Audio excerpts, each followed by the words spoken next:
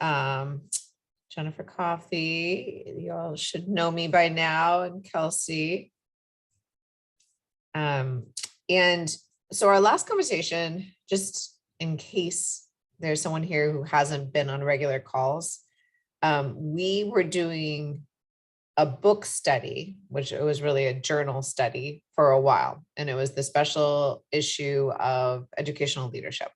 And it was a culture of coaching, and had some really nice articles in it. We really delved into it. We got the most I think we could out of it. And then we finished. And so the question was, what do we do next? And so that's when this topic of evaluating coaching came up. And I thought, well, it seems like a really good idea to invite the two SIG network evaluators who've actually created something that can be used to evaluate coaching and have publicly released it, made it publicly available. And that's the coaching observation checklist. Am I missing a word there? No. Okay, great. And of course, they created the high quality professional development observation checklist as well. So lots of great tools that they've always made free and publicly available to us. They are generous with their time and their big brains, and I always really appreciate them.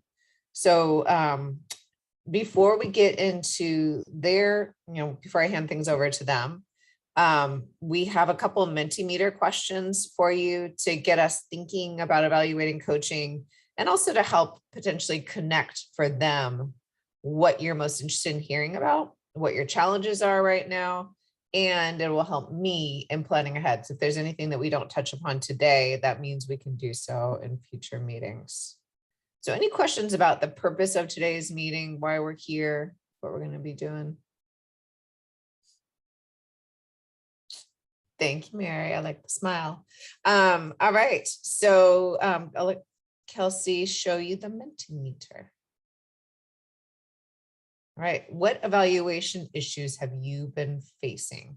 You can see, you go to menti.com, use the code 886651119. I'll put that in the chat as well.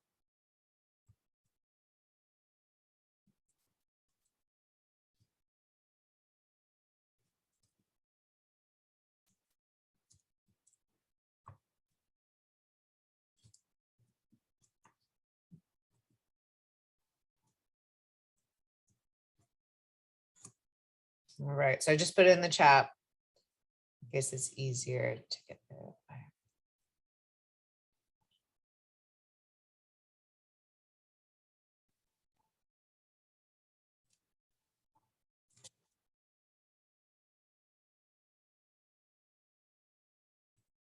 And so Kelsey's showing your screen. So as soon as you type something in, it should be showing up. Let us know if you've typed something and it's not showing up.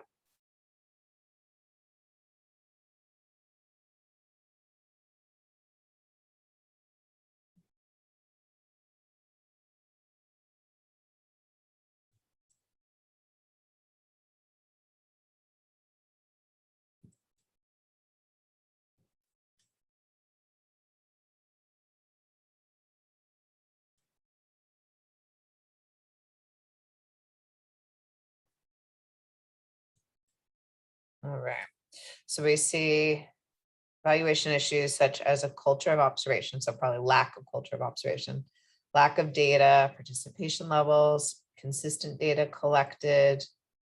It's time to observe that goes along with that culture of observation, response rates, I would guess for surveys, lack of rigor, continuity. Be interested in hearing if that's about leadership, coaches, a little of everything. Inconsistent, that goes nicely together. Getting access to the data, I'm filling in a word there, and then access to teachers. So there's definitely some agreement across people about what they're facing right now. Assessing soft skills, interesting. Too much going on. That's a serious category these days. Okay, great. Thank you so much, Kelsey. And so then the next question, what specific questions do you have related to evaluating coaching? So those were your big challenges. Is there any burning question that you would love for someone to answer?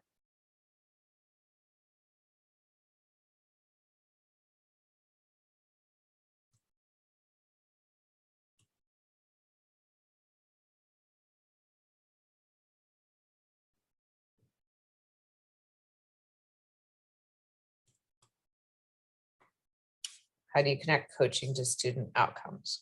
Great. That was one that I included. This is not my question, but there's one I included for thinking about for this group. Better data feedback loops, good.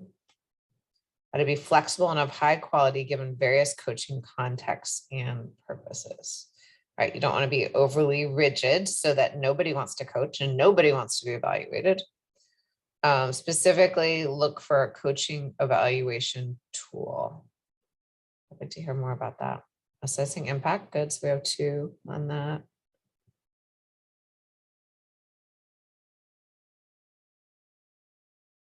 Who evaluates the coaches, right? How is that done? Good. Well, these are great questions. So Amy and Patty, what are you planning on touching on? Is there anything that came up that you all wanted to talk about today? Yes, definitely. We will be talking quite a bit about this idea of flexibility and high quality, different contexts and purposes, a couple different coaching tools, actually, and this idea of nudging teachers out of their comfort zone, really trying to get that connection. So I'm going to start by giving a couple of evaluation examples from our work evaluating SPDIGs, and then Patty is going to apply it within the professional development world using the same tools.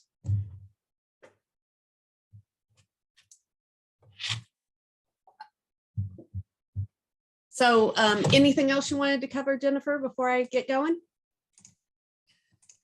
No, I felt like there was one. Oh, just the nudge reminded me. I don't know. Did anyone here read the book Nudge? Richard, it's by behavioral economist Richard, I think I'm right, Richard Thaler. He's a Nobel Prize winner, and Cass Sunstein. And it came out a while ago, and it was about that nudging behavior, how to go about it. And they just had a new, they put on the title Final Edition. So I guess they don't want to do it again. That came out. And so they were on the Freakonomics podcast, or at least Richard Thaler was the other day, talking about it. So just in case anyone after this conversation is still interested in behavioral nudging, I just want to let you all know that. Awesome. Thank you. In the chat, I put a Dropbox link to all of the materials we are going to share today. And Kelsey, feel free to pull those down and then upload them to SIG Network related to this video. So the information that came out prior to today's session included this handout, the Coaching Observation Checklist. This is a tool that we made in collaboration with the Kansas Co-Teaching Project back in 2013. And it was used both in Kansas and in a couple projects in Missouri. This is a very structured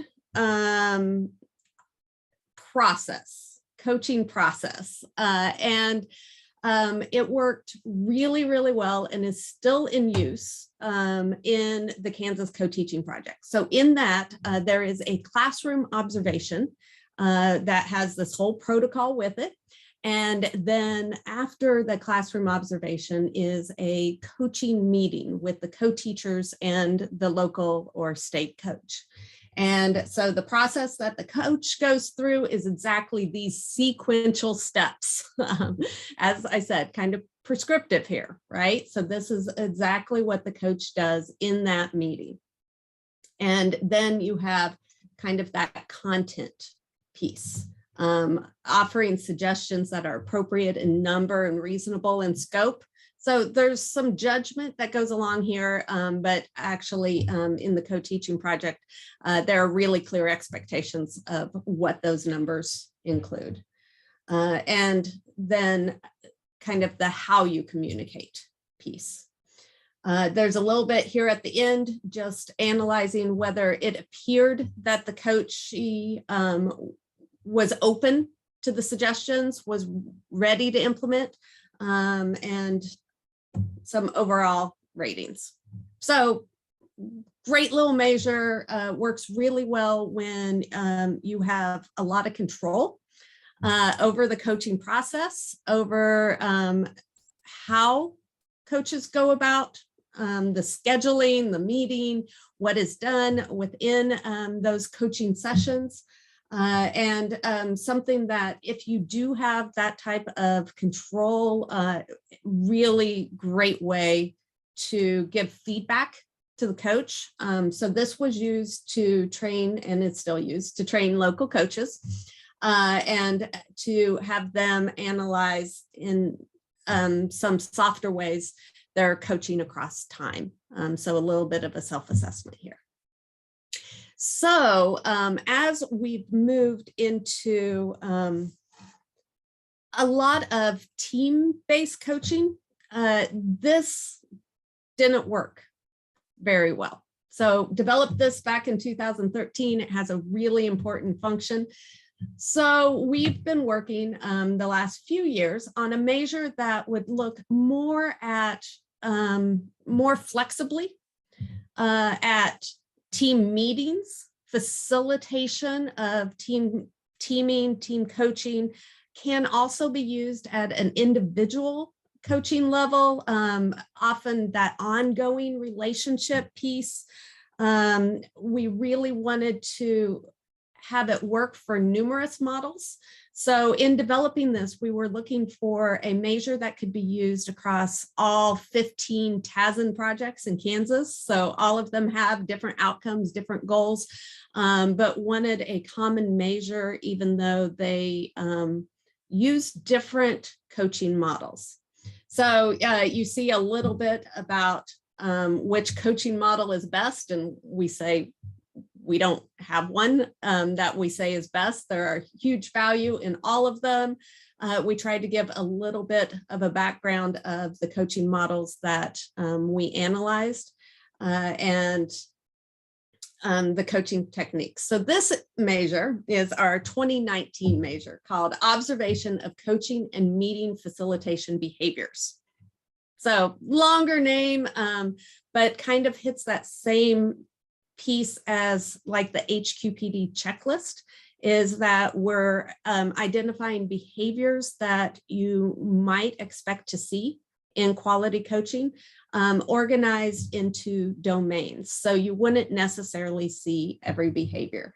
And we even are very clear about that in the directions and in the scale. So the scale includes not observed, which is not a negative judgment. It just means that that specific behavior wasn't seen in this coaching session. Inconsistently or with limited effect, those are two different things, but both of them mean that a different coaching behavior might be more effective. So thinking about us as evaluator coaches, so we're giving feedback to those who are providing the coaching. And part of that feedback is being able to point out or have them reflect on which of those coaching behaviors worked well for the group in this moment, because the dynamics of every group are a little bit different. And then the consistently and effectively. And there's a not applicable completely rating as well for the item here as the example, addresses concerns productively and with intention. If no concerns were raised during coaching, that becomes an NA. There was no opportunity to even display this behavior. So then you get down to, I think there are 26 different behaviors, but they're organized into 3 elements or domains. One is developing relationships, really helping participants feel heard, and valuing their expertise, and then facilitating the coaching conversation. And this has a lot to do with making sure that the voice of everyone, especially in those team coaching events, everyone's voice is heard, that there is no dominant voice occurring, especially not from the coach. And then the final piece on facilitating action, brainstorming data-informed solutions, that there has to be that next step from coaching. And part of that is where we're able to tie the coaching directly to action steps, which we can then, in hopefully most instances, tie to some of those student outcomes, be able to see that actual implementation, change in practice that can occur. So in this measure, there is an expectation that all of these behaviors are observed in every event. It is just a way to provide some feedback on what was seen. Oftentimes we'll have conversations with coaches, and in this instance, we're talking project level coaches.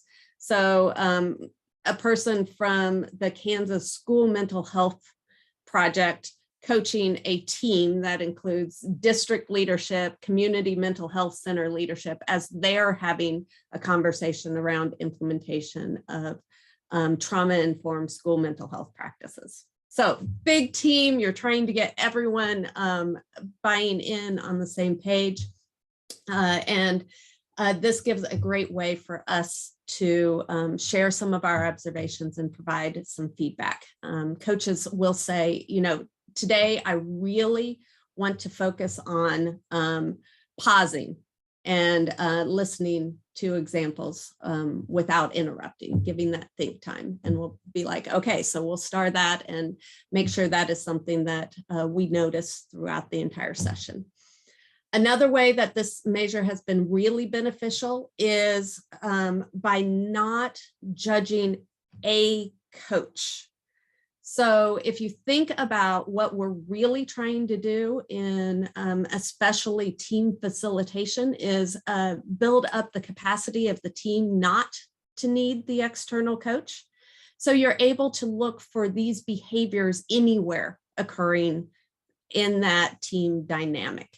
So it doesn't have to be the coach that makes sure not to interrupt. It really becomes this whole team dynamic that you can also provide some of that feedback on. What else did I want to say? So part of what we're using this for is building that ownership of local coaches or teams to take on more of the responsibility and observe and provide feedback. So aligned with this, so this is an observation measure. We actually are sitting there in the team meetings, filling this out and debriefing with the coaches afterwards. An advantage of COVID is that on Zoom, you know, it doesn't feel like you're really there sometimes.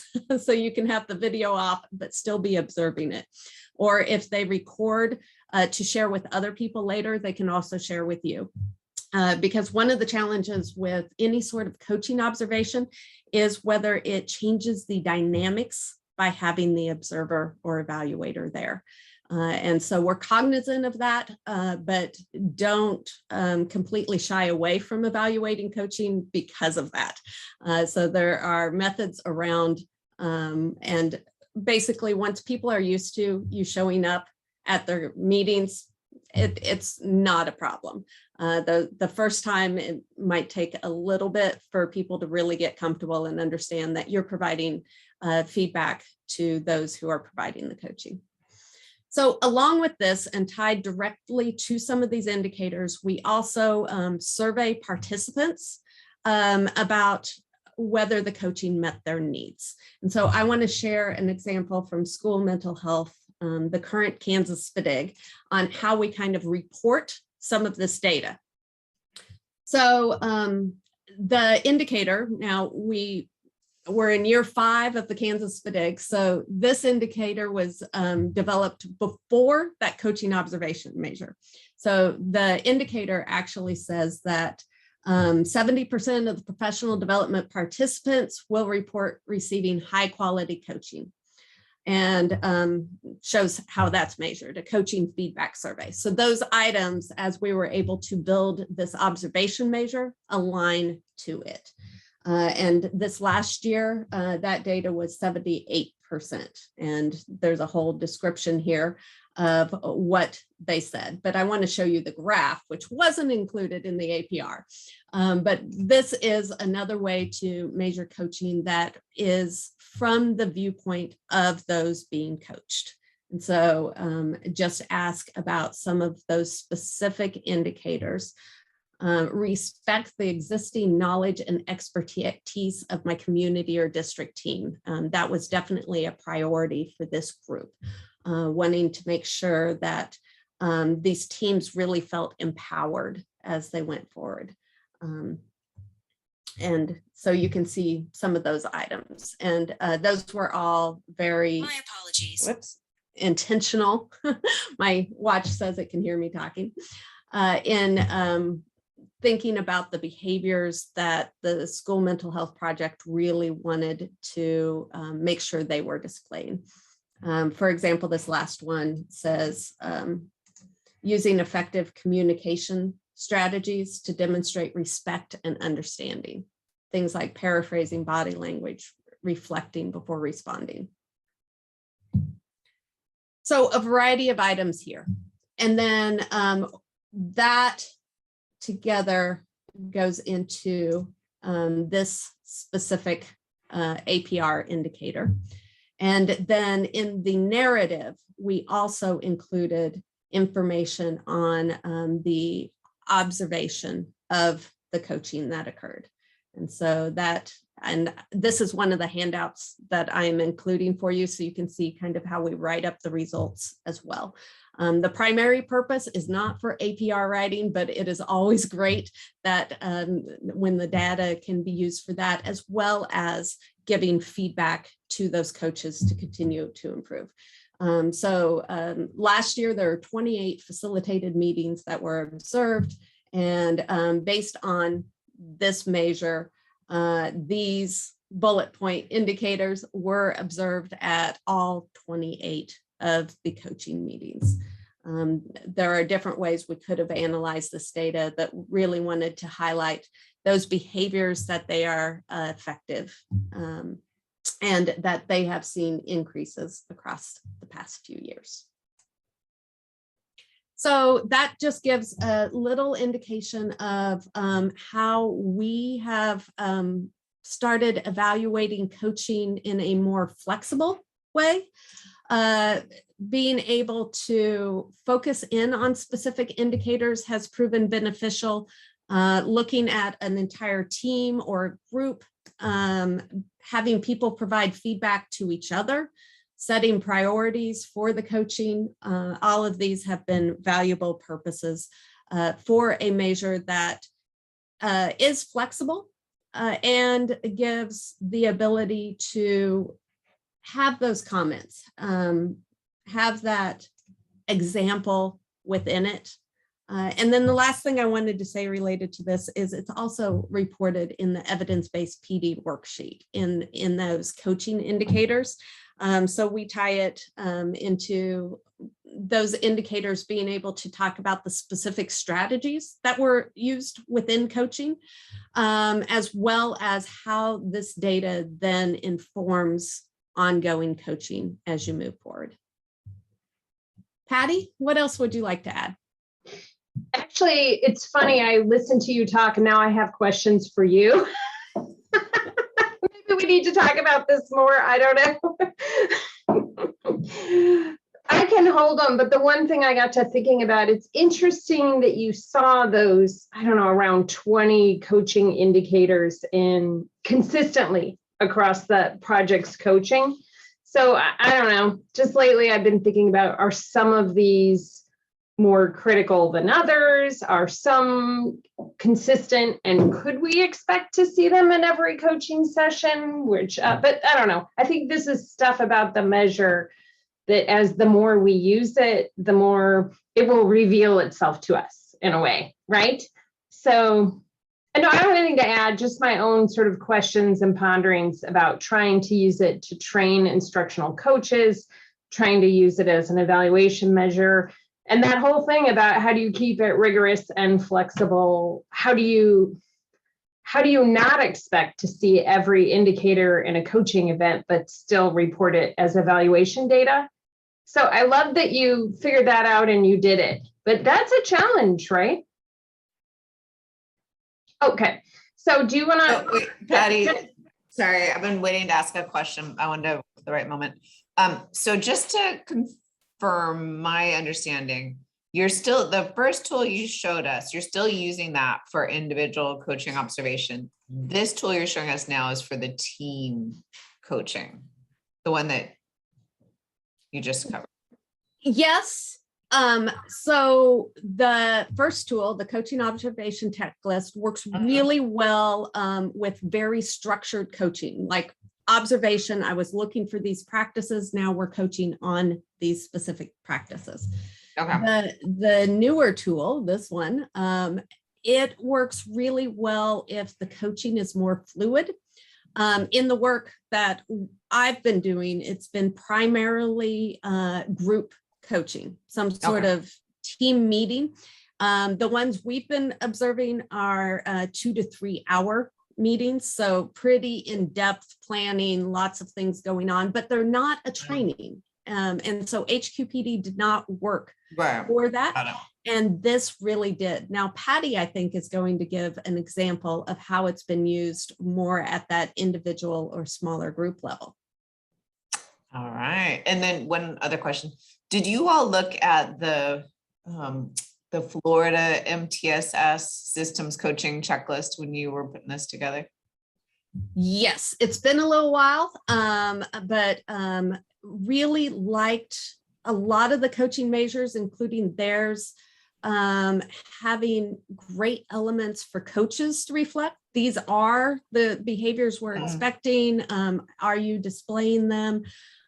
We were really looking to pull out into really an observation, and we're able to glean a lot from many different models.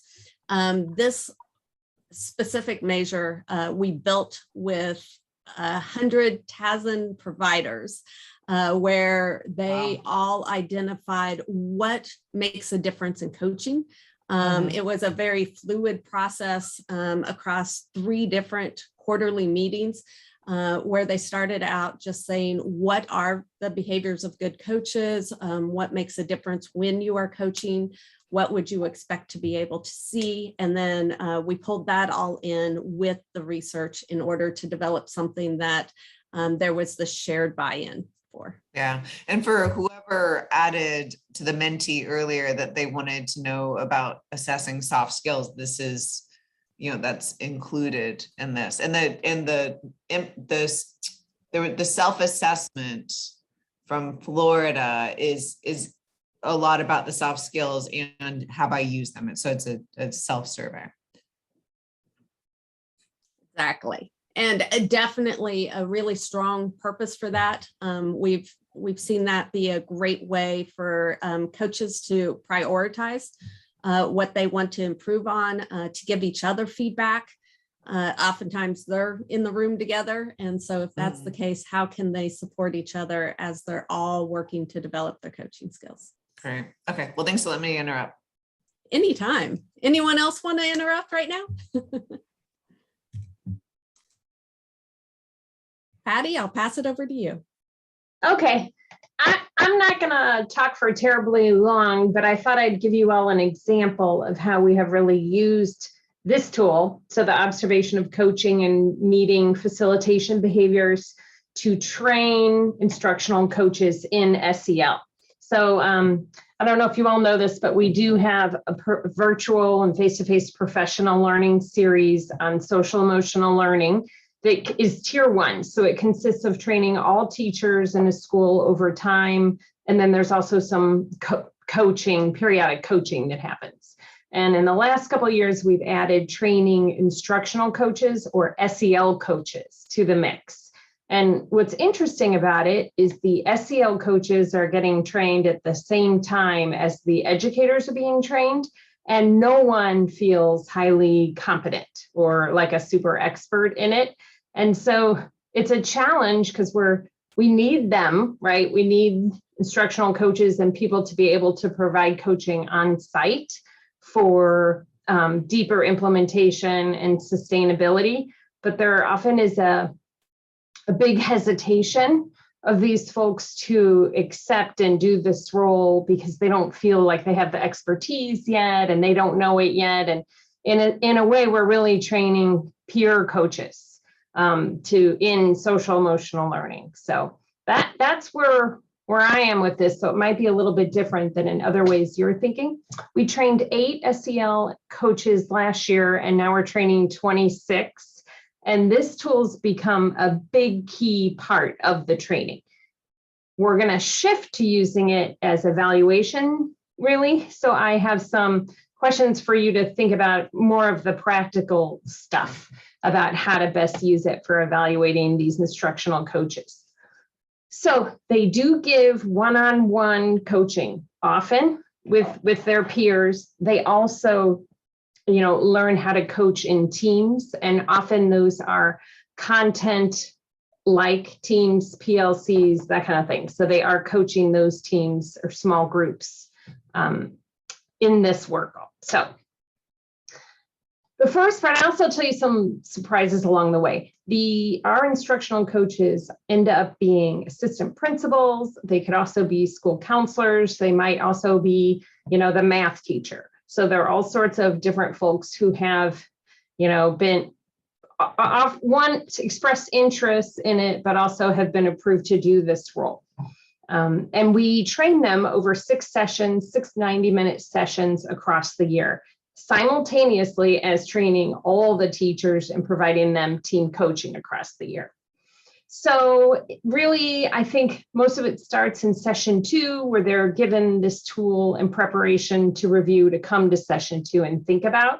But what really happens during the session 2 is we help them, we facilitate them self-assessing in each of the different 3 domains, 1 domain at a time. And then each person speaks or shares their strengths and areas they could improve with the whole group. Now, I mentioned we had 8 last year and 25 this year. And what we've learned is this work is best done in small groups. So that larger groups has been divided into 3 small groups. And so we train 8 coaches at a time. And they actually, people know this. That's, I guess, what surprised me a little bit. If any of you were to go down this and, star the things you're good at and highlight the things you could really work on, you know this about yourself right now, which one of these are your biggest challenges. And you probably could share it, and you'd probably be willing to in a small group where you are okay with that being transparent. So I think that's interesting that people are aware and they can talk with each other about it and know where they are at any given time in these behaviors, or being able to do these behaviors with individuals or with small groups. Then what happens is we basically send them with a video of us coaching. So we have a 19, 20-minute videos of us coaching, and they complete the checklist on us as trainers between the 2nd and 3rd session. And really about 35% of the behaviors are missing. So I'll tell you that right off the bat. So when they come back, the other thing that's surprising is there is a lot of inter-rater reliability. They're very consistent in how they score us, and how we tell them to do it is watch the complete video for each domain. So they really are watching the whole thing 3 times. So it's a way to really learn the checklist and really think through each of these indicators and to look carefully for those behaviors. And then they practice giving feedback to us as trainers. And they're, again, they are watching each other do it. They see that we're highly collaborative with the person. We work together to establish next steps. We're good with the relationship, but they also pick up on that I didn't use data or bring up data or show data to determine the next steps. And then they also picked up on an area of the coaching session where I dominated and did not facilitate. And so there are some honest, open conversations between the trainer and the group. Then we go to a bug in ear coaching day, if you will, where I coach all the teachers in the school across the day in small groups and the instructional coaches with me, paying attention to this sort of on the side. And I'm coaching and then gradually releasing some of the coaching to them virtually over the course of the day as they speak up and feel more confident and have more things to say. Then we move them toward them actually recording themselves coaching. And then they bring that back. We can talk about the technology with that, but often they're doing that with their phones. I say when you ask a teacher to record coaching, it's going to be on their phone. And they very much like it if they don't, their faces don't really have to be on it. If you tell them you don't care, as long as the audio is good, you don't need to see every little thing. You can get some pretty decent, thorough, detailed coaching sessions recorded and shared with you. And then we actually put them in small groups where they then watch and give feedback to each other. In terms of forming these small groups, they're purposeful. We often try to have a highly skilled coach with a medium with a low in groups of 3. And they watch each other's coaching videos, use the checklist, provide feedback to each other. Then we get into things like, the data pieces, facilitating database decision-making, sustaining efforts, all that kind of stuff. But so, like I was saying, there is a tension with some of these folks not feeling like experts in our content. So this tool has completely helped them see and define their role, I think, as peer coaches, as brainstormers, supportive entities, as collectors of ideas, as who assemble the ideas and give them back to each other. So that's been really good. The trick is to build their self-efficacy in both the content and in coaching across time at the same time, right? And I actually think it really works, maybe better than if I were to try and make these people experts and then have them coach, which is what they want. I think I can't tell you why, but I think this is a more effective model or way of doing it if you have this type of content. Anyhow, so they always want to know which are the most important indicators. It's a question that's asked all the time. Can't you give me the 10 most critical ones? Fair, right? Can't. We do tell them, okay, coaching is different, right? Depending on who you're coaching, the context, and what you would want to focus on, where you are, if it's more technical, if it's more relationship building early in the coaching process, what you're talking about, if it's sensitive, student, parent situation. So I don't know. In terms of using this for evaluation, I guess my fantasy would be there would be some core indicators that you would always look for, and then some selected, like Amy was talking about, but that the coach would even select these in advance, knowing what the coaching context was and the coaching conversation is going to be about. So if they had that prior knowledge and then could identify the most critical ones for that moment, I think that would be really powerful. They are becoming very well versed in these. So I think it is possible and maybe our next steps, but I'd be open to any ideas or thoughts from you all.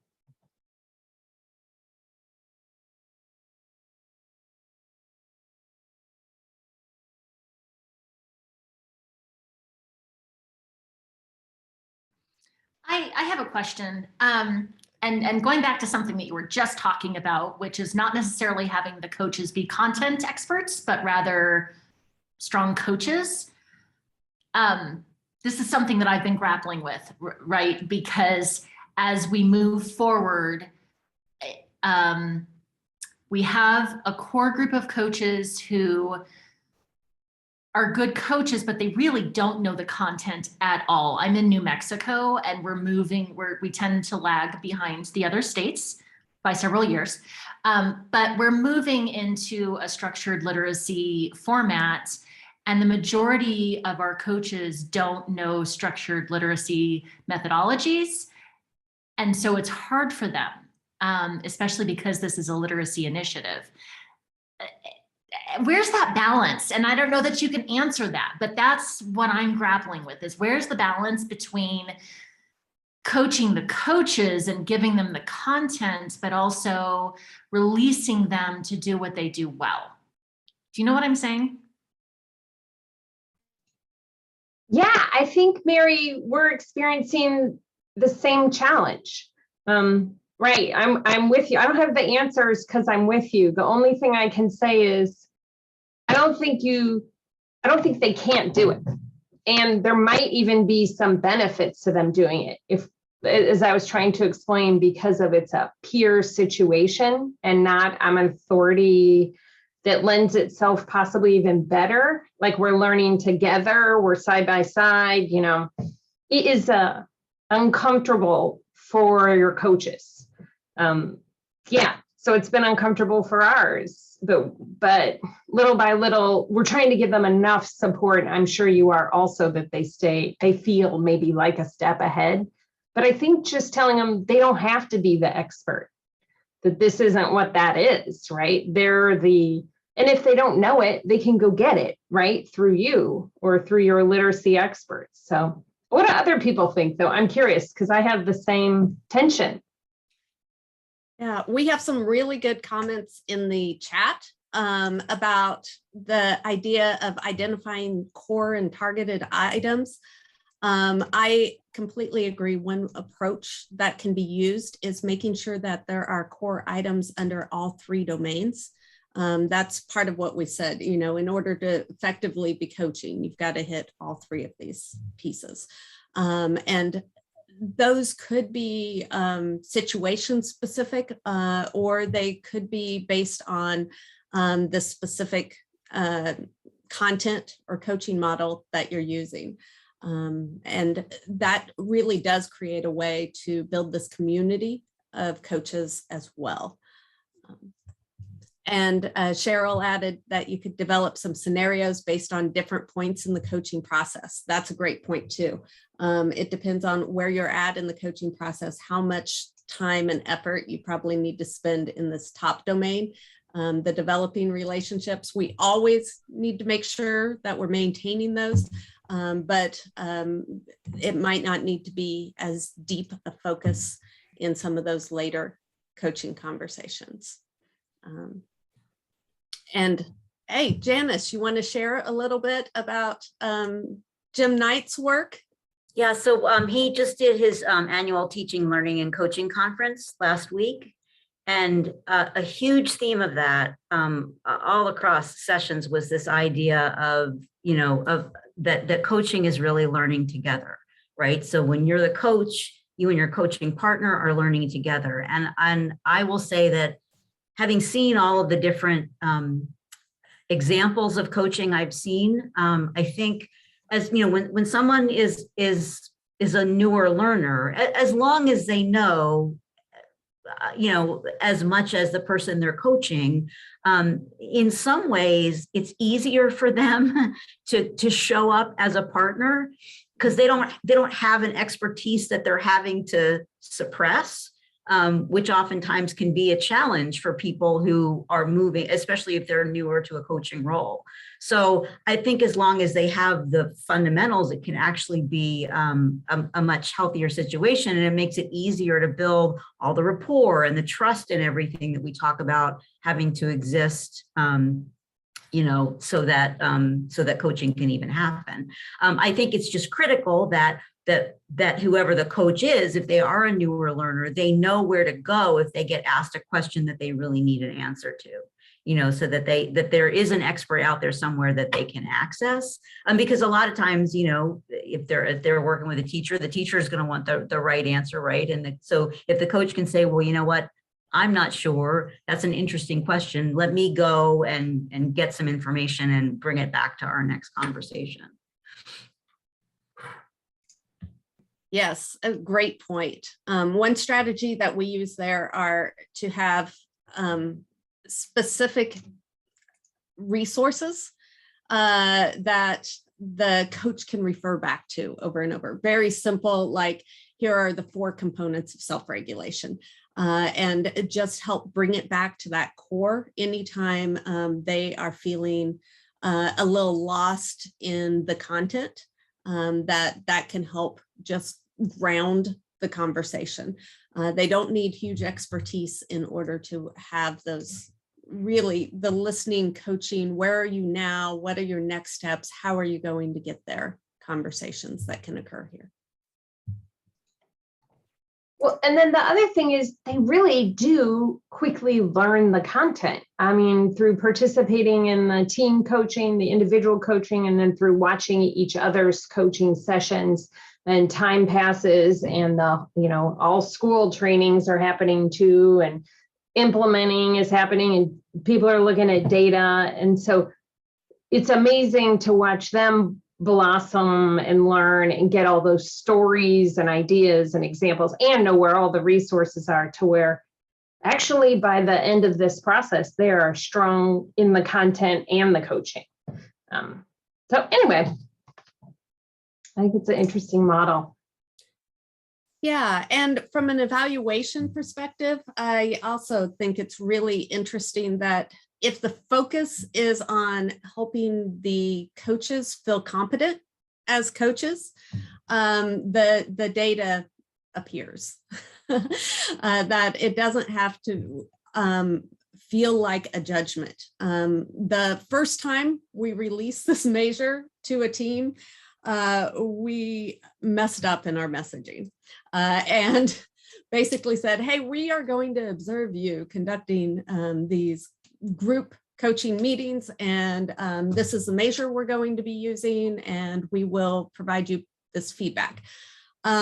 We thought we had built a relationship with this team to the point that they would be excited to have feedback, and did not realize the anxiety that it caused in them feeling like they were going to be judged. And that this was going to be reported to their boss, which it was. And it just reminded us that that idea of evaluation and support can feel conflicting to some people, when we always think, we're here to help, right?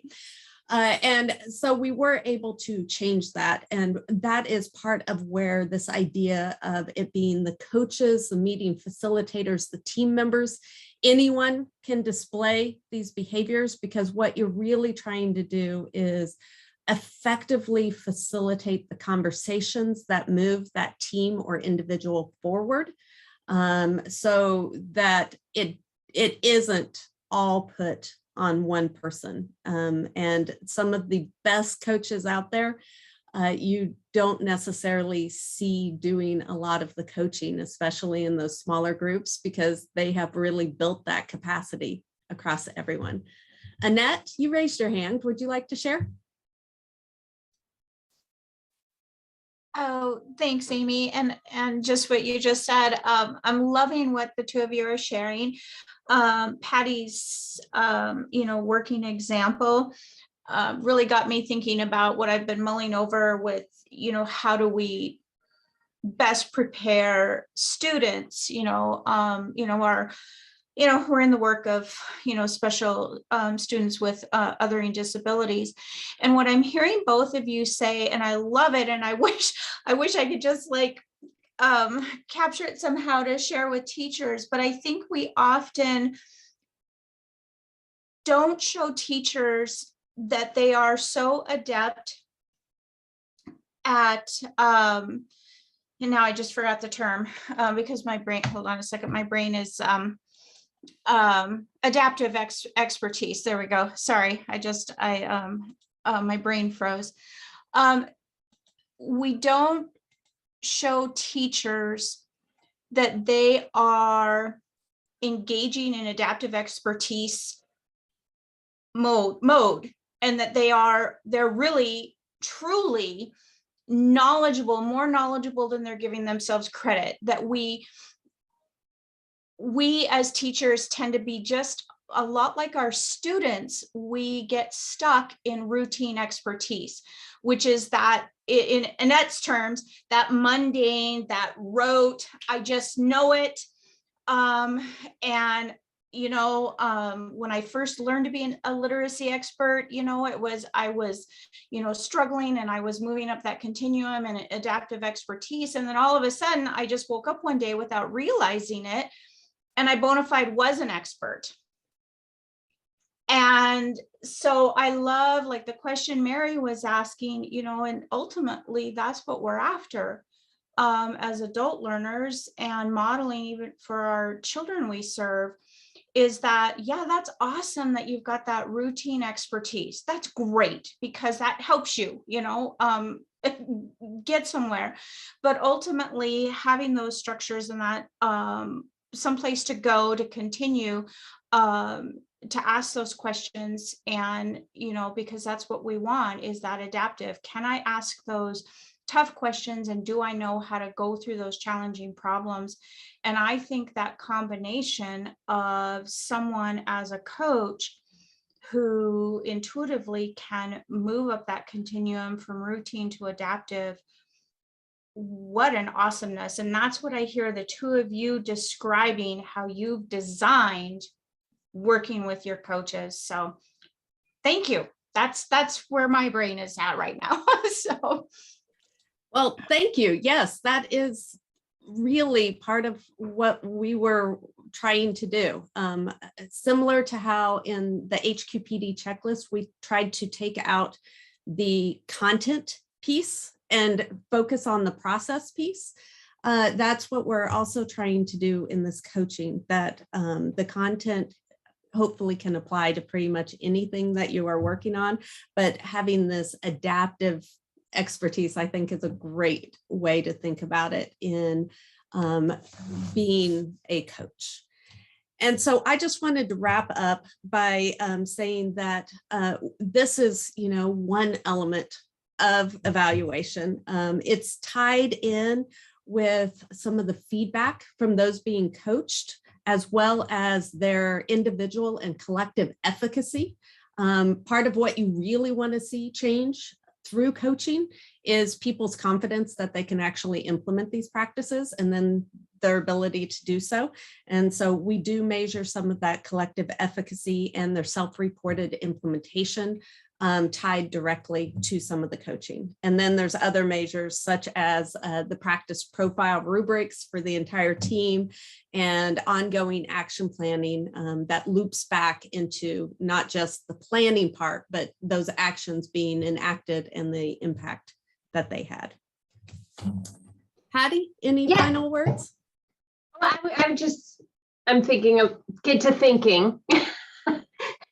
And I'm wondering, how you talked about how when you used it for pure evaluation, you had the relationships, but there was fear of being judged and maybe a knee-jerk reaction. So what's been interesting with using it as a key part of the training and development of coaches is they have been so transparent and willing to record themselves in vulnerable situations, doing coaching on new content to, basically be evaluated by their peers who are in training also, and us. It's been just shocking to me how, open people are. So I'm wondering if, because it's a part of the training and it's been a part of the whole process, if we continue it and could maybe shift to an evaluation, or at least sustaining quality coaching and documenting it lens, if that would be a good approach. If they're so used to it and see it as part of their own continuous improvement, if they'll continue being open to the feedback. And I think they will be. I think one of the strategies that you used that was so valuable is having them use this tool looking at your coaching, which, as you said, was not perfect, right? Right. So it's a real model, and that we are all continuing to perfect our craft, but really something that these behaviors ebb and flow a little bit. And it's easy to get out of the habit of some of them, just like we've all practiced, and I'm practicing today, the body language on Zoom, that openness. You have to do the same thing when you are coaching and be cognizant of all of that. So we also have a question from Sarah. Actually, we have a couple of questions in the chat. Sarah asked if we ever use the tool as a self-assessment. And I was saying early in the process we do, and people seem to really hold themselves up to it and feel comfortable sharing their strengths and areas they need to work on. And that, I think it's an excellent, I think people judge themselves on this fairly, but what that means, maybe you could just use it as a self-assessment, not an evaluation tool, have people self-assess and call that eval data. It's possible with this, maybe. I don't know. And then Vicky's question about how 1D came about. So the actual measure on this specific indicator was a survey sent out to those who were coached. And the specific question that this data is the School Mental Health Initiative staff members facilitate identification of data-informed practices to meet the mental health needs of children and youth. So one item was used for this indicator, and that was feedback from those being coached. And then we report on a whole bunch of other things that they gave feedback to the coaches on. And then the addition, the observation, that was our staff observing, 28 facilitated meetings, either virtually or in person, by being there as an external evaluator to the project. Okay, and Sarah, I don't think we understood your question right. You're saying, do the participants use it as a self-assessment? So do you mean like the team? If the coach coaches the team, does the team ever fill any of it out? I don't know. I was just asking, yeah, it could be the team, or if you're working with a smaller group, an individual, just an opportunity for me to self-reflect on my own skills and think like, oh, do I do this? Do I do that? As a way to sort of build my own awareness of, how to be a good team member, I guess, or for me to then compare with if I say like, oh, I think I'm really good at this, and the coach is saying, no, I don't think you are that good at it. Maybe that's an area I need to work on it. Or if it's a team, I guess you could look for, we all think we're good at this, and here's something we could learn to do better. I don't know. We do have a team functioning tool survey, if you're ever interested in it, where each team member fills it out and they rate the functioning of the team on 12 things. I don't remember how many items there are in it. And then you keep it confidential and you summarize the data and then bring it back. And we have a discussion tool of questions the team should discuss. And it's similar, but I think I hear what you're saying. I haven't done it with this tool, but I definitely see items that you could pull and have just team members complete from this and have a similar sense to how well the team was functioning and individuals are functioning. Yeah. I like it. It seems like it might, if they are accurate in self-reporting, it's a way to bring up problem areas, discussion as an area of improvement without the coach having to say, you could do that better. Yeah, I think it's a great idea.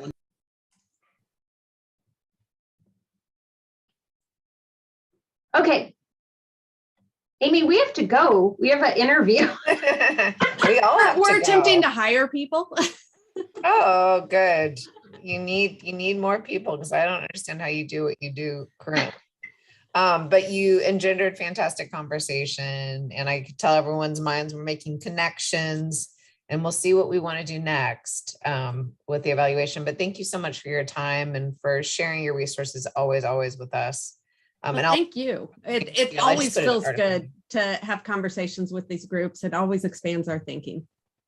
Absolutely. So I'll add the team functioning scale. I just have your article in there right now, but I'll add the team functioning scale in the chat for everyone. Kelsey, thank you for organizing for us. And everyone, thank you for being very engaged, and have a good afternoon. Thank you, everyone. Have a good rest of your day.